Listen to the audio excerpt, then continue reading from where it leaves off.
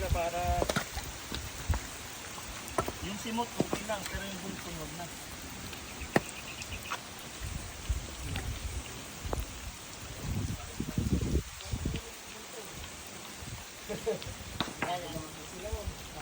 Diwata, anong masasabi mo sa lugar na rin?